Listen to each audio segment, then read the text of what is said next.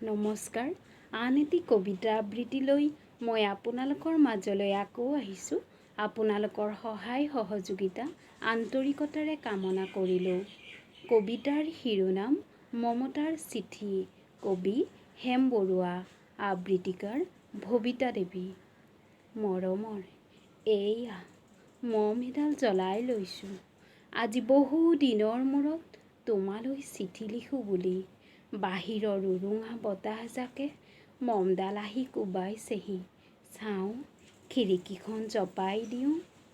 7 বছৰৰ আগৰ কথাবোৰ তোমাৰ বাৰু মনত আছেনে? আমি যে নতুন জীৱনটোৰ পাতনি মেলিছিলোঁ।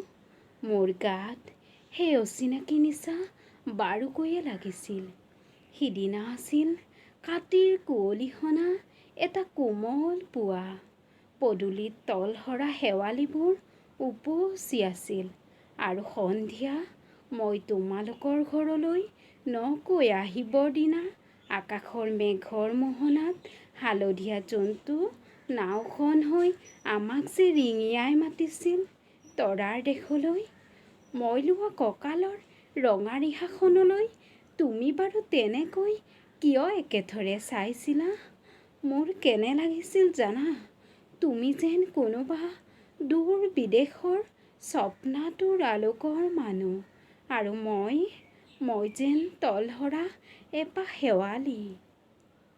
সেইদিনা মন সাগৰত মোৰ এৰি অহা আৰু আহি পোৱা অলেখ ঢৌৰ কঁপনি জাগিছিল। তোমাৰ জানো এইবোৰ কথা মনত নাই? আমাৰ দেউতাই যে চিঠিত লিখিছিল, আই তই নতুন ঘৰখনত হাঁহি মাতি থাকিবি। এইবোৰ 7 বছৰৰ আগৰ কথা। মোৰ সকলোবোৰ পুৰাণৰ সাধু যেন লাগে। জেঠমহীয়া দেউতাৰ বছৰেকীয়া হৈ গ'ল। তোমাৰ বাবুল এতিয়া বৰটো হৈছে। তাৰ ওপৰ পাৰিত এধানিমান ডালিম গুটি যেন দাঁত ওকণি গজিছে। সি মোক একেবাৰে এৰিকে নিদিয়ে। কেতিয়াবা মোৰ যে ইমান খং উঠে। তুমি নাই নহয় সেইকাৰণে। সি বাৰু মোৰ বগা সাজযোৰলৈ এনেদৰে তধা লাগি চাই থাকে কিয়? তাৰ উপজাৰ পৰা এইযোৰ কাপোৰ চিনাকি। সেইকাৰণে নহয়। বাবুল এতিয়া বৰটো হৈছে বুজিছা। আৰু ডাঙৰ হ'লে স্কুলত তাক নাম লগাই দিম। স্কুলত থকা সেই সময়খিনি মোৰ যে বুকুখন তেনেই উদং হৈ থাকিব ভাই। আৰু কি লিখিম? বিশেষ একো নাই।